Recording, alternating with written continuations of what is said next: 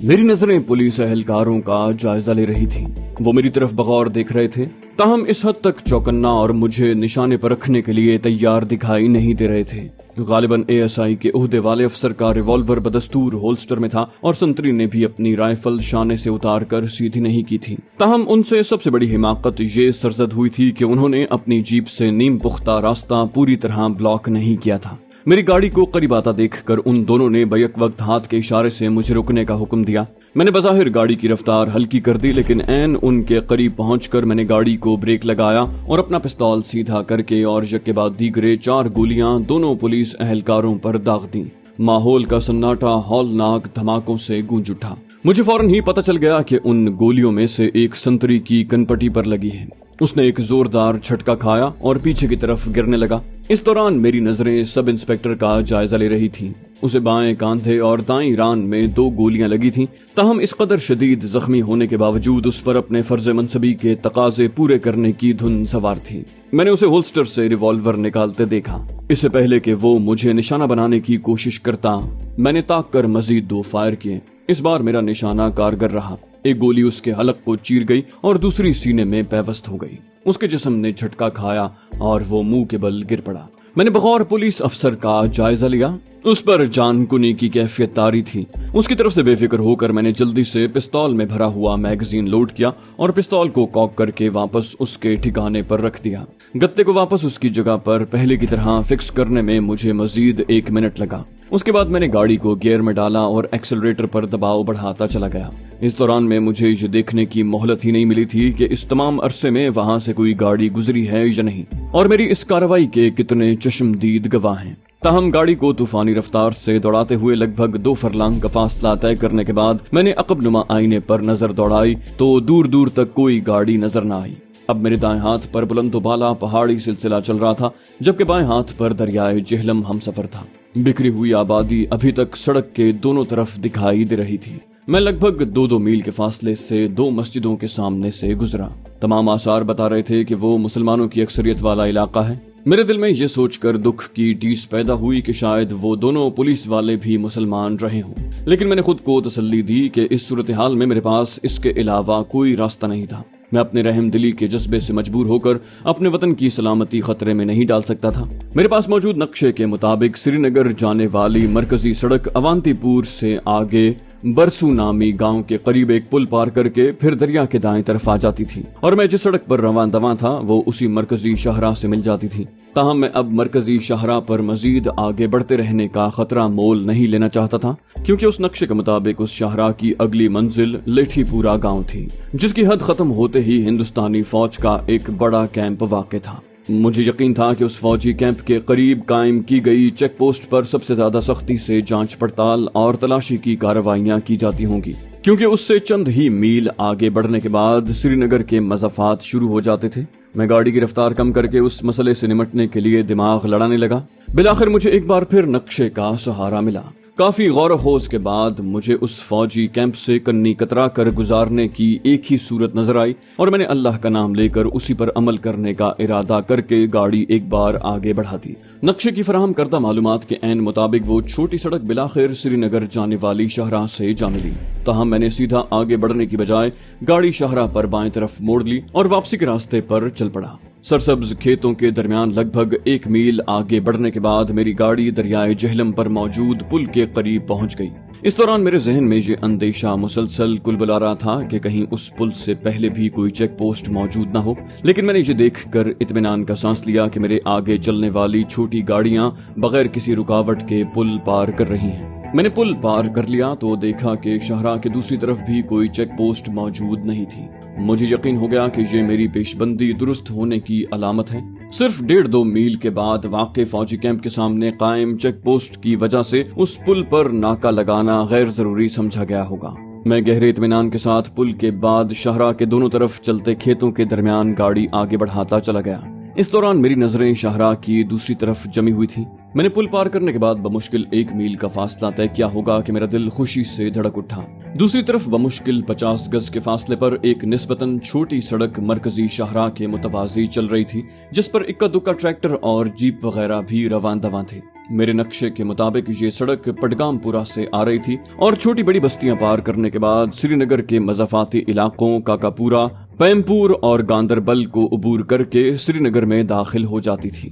نقشے کی اگلی پیشن گوئی بھی بالکل درست ثابت ہو گئی۔ لگ بھگ 1.5 فرلانگ کا مزید فاصلہ طے ہونے کے بعد پٹگام پورا سے آنے والی سڑک مرکزی شاہراہ کے بالکل قریب آ گئی۔ میں نے اس مقام پر اپنی گاڑی سڑک کے کنارے پر روک دی اور دونوں طرف سے آنے والے ٹریفک کا رش کم ہونے کا انتظار کرنے لگا۔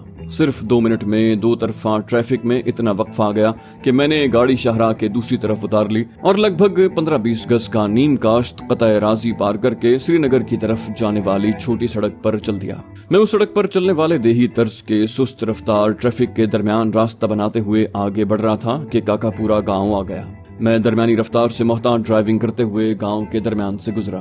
مجھے ابھی تک کسی رکاوٹ یا مزاحمت کا سامنا نہیں کرنا پڑا تھا، لیکن پھر مجھے اپنی رفتار کم کر کے آہستہ آہستہ گاڑی بالکل روکنا پڑی۔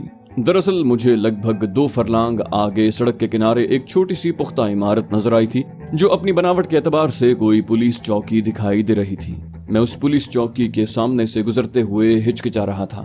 اگرچہ دونوں پولیس اہلکاروں کو میری گولیوں کا نشانہ بنے زیادہ دیر نہیں ہوئی تھی، لیکن زیادہ نہ صحیح تھوڑا بہت امکان ضرور تھا کہ اونتی پورا تھانے والے ان کی لاشیں دریافت کر کے پورے علاقے کی پولیس کو وائرلیس کے ذریعے اس ہولناک واقعے کی اطلاع دے کر ان دونوں کے قاتل یا قاتلوں کی گرفتاری کے لیے الرٹ کر دیا ہوگا۔ اب میرا مسئلہ یہ تھا کہ میرا نقشہ کوئی اور متبادل سڑک نہیں دکھا رہا تھا۔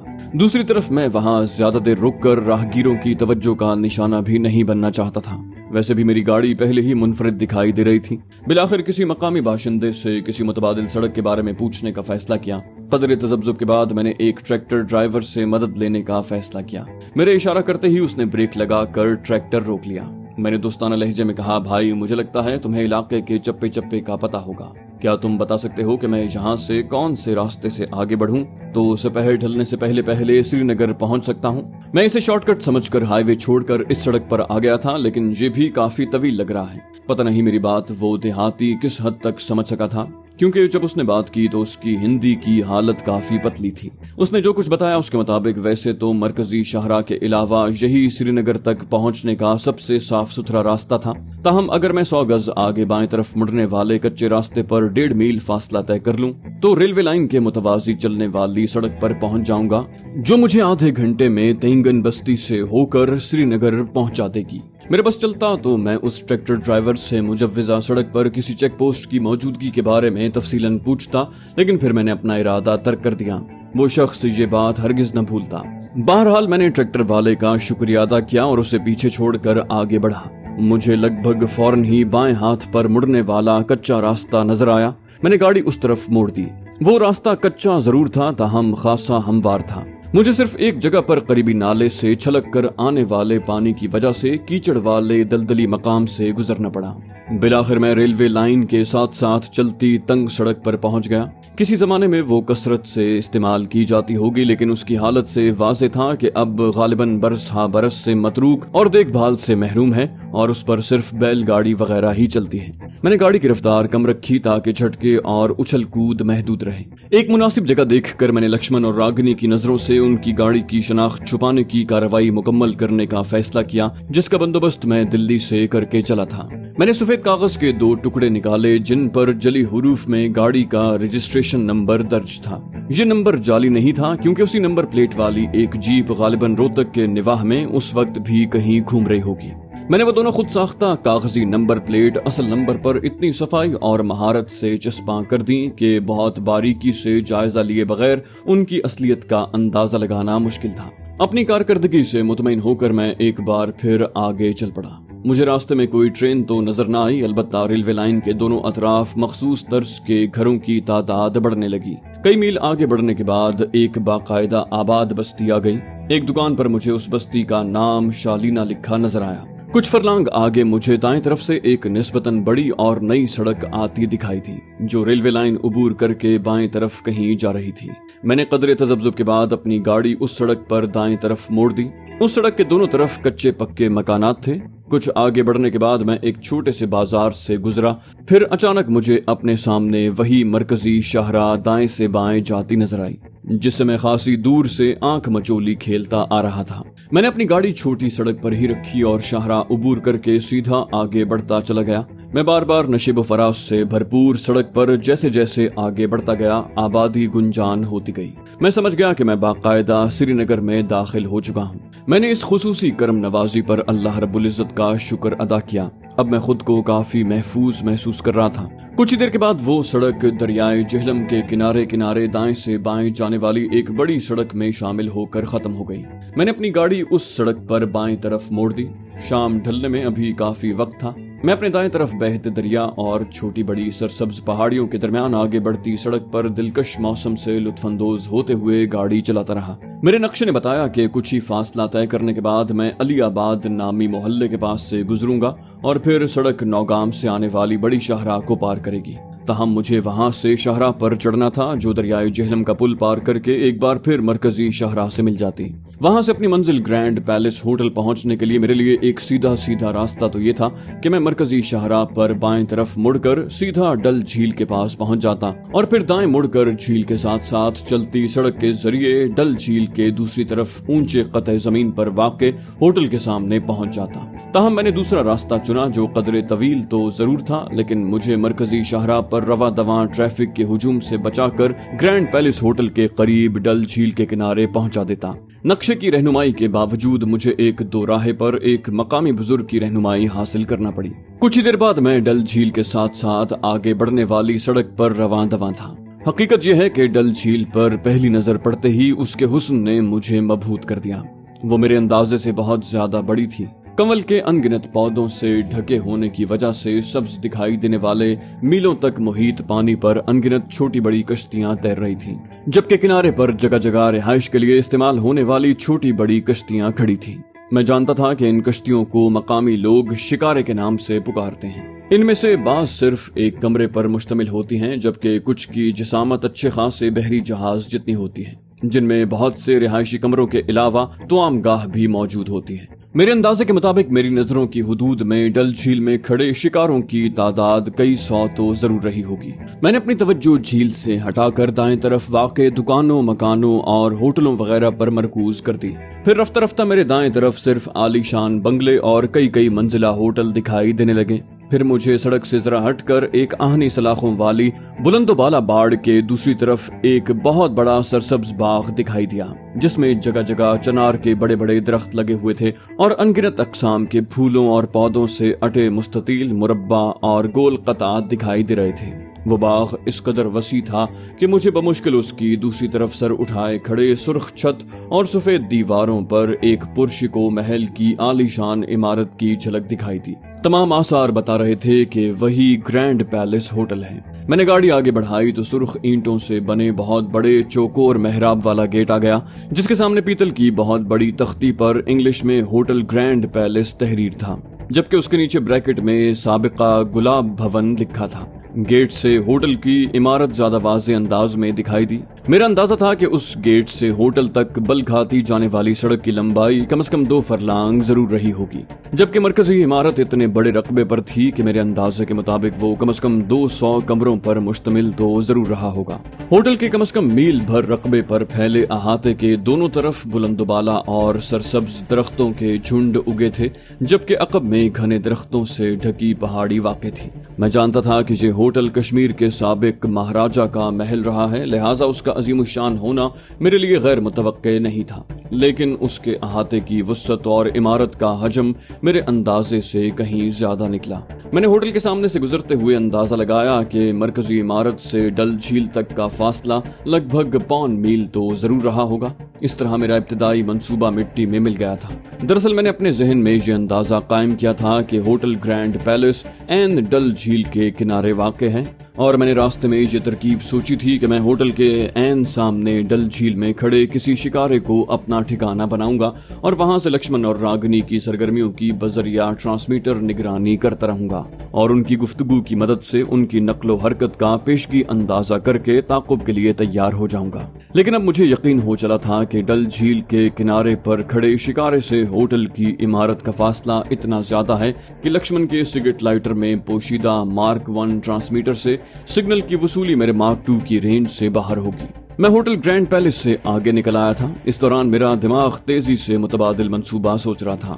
میں ہوٹل گرینڈ پیلس کے آس پاس واقع کسی اور باقاعدہ ہوٹل یا گیسٹ ہاؤس میں ٹھہر بھی جاؤں تو کوئی فائدہ نہیں ہوگا۔